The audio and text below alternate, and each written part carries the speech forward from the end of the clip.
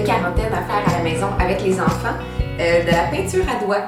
Donc c'est le fun, ça divertit tout le monde, puis c'est fait avec des choses qu'on a déjà dans notre garde-manger. Puis c'est sécuritaire aussi si les enfants s'en mettent dans la bouche parce que, encore une fois, c'est des choses qu'on a déjà dans notre garde-manger qu'on peut manger.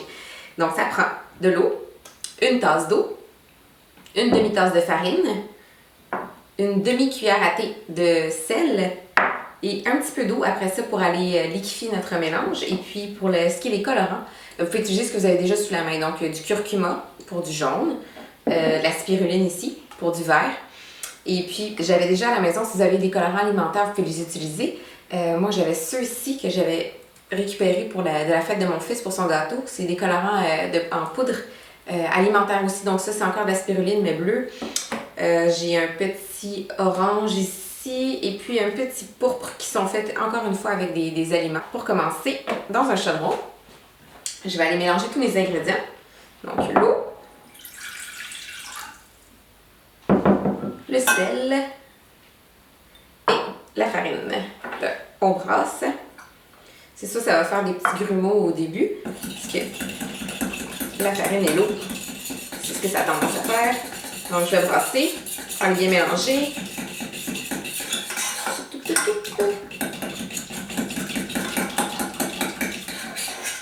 Une fois que c'est fait, on fait chauffer sur le feu pendant quelques minutes. En fait, le temps que votre mélange va devenir plus épais. Puis en faisant chauffer, en fait, la farine va prendre de l'expansion. Ça va aller épaissir notre mélange. Ce qui est le fun avec cette peinture à doigts-là, c'est qu'on peut aussi l'utiliser pour les fenêtres. Ça se lave super facilement après. Parce que ce qui est le fun en ce moment avec la quarantaine, on a vu sa partie d'Italie, les gens vont aller dessiner des arcs-en-ciel dans leurs fenêtres pour dire que ça va bien aller.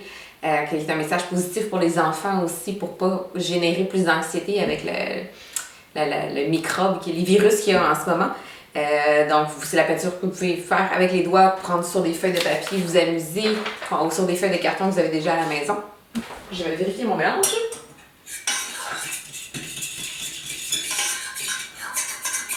C'est important de brasser régulièrement parce que ça se peut qu'à ce moment-là, il y ait des petits grumeaux qui se forment.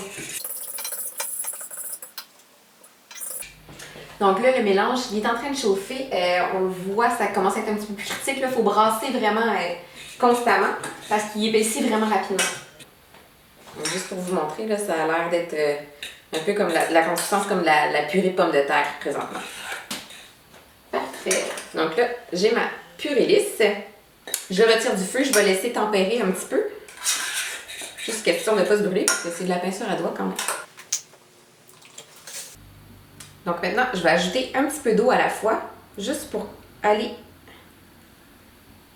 liquéfier un petit peu mon mélange pour avoir vraiment une texture de peinture à doigts. Alors, on veut que ça soit quand même assez liquide, mais pas trop pour que ça reste après les doigts et que ça soit agréable au toucher.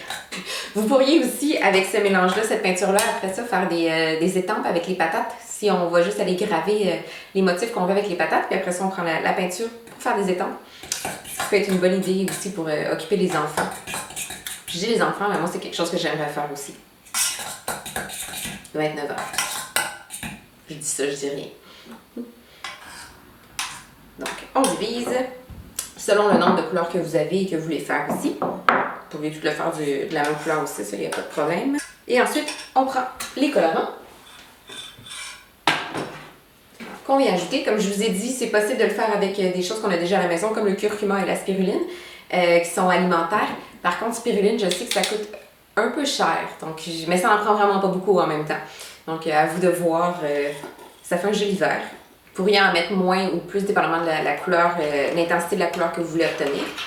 En passant, cette peinture-ci se conserve au frigidaire aussi pendant quelques jours, donc pas obligé de toute la finir votre bricolage. Vous pourriez la mettre dans des petits pots maçons, les fermer, puis mettre ça au frigidaire, puis vous réamuser quelques jours plus tard.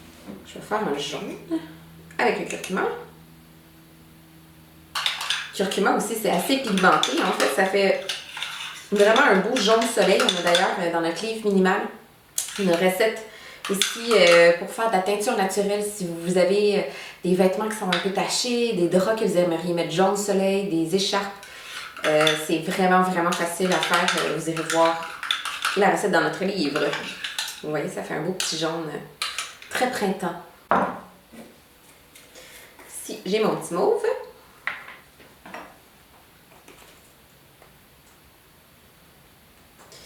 Maintenant, c'est le moment de laisser sortir l'artiste en vous.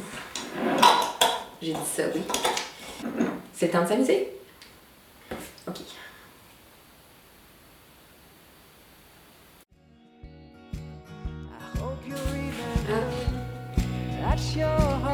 Regardez-moi ça,